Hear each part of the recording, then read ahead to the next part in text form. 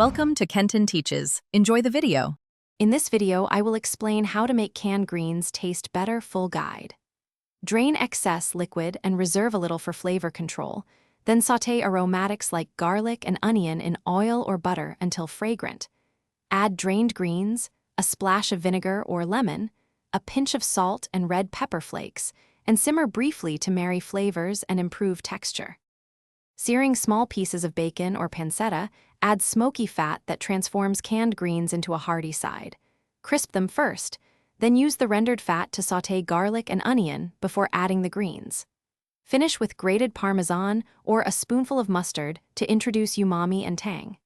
Taste and adjust salt and acidity to ensure a balanced, comforting result that feels homemade. If you are finding this video helpful, please subscribe and like so we can keep making practical kitchen tips. Quick recommendation: bring your space to life with an Echo Dot smart speaker for cooking timers, music, and hands-free help while you prep greens. Check the description for the link and other deals. Thanks for the support. Now let's get back to the video. To improve texture, finish greens with a small pat of butter or a drizzle of olive oil to add silkiness and shine.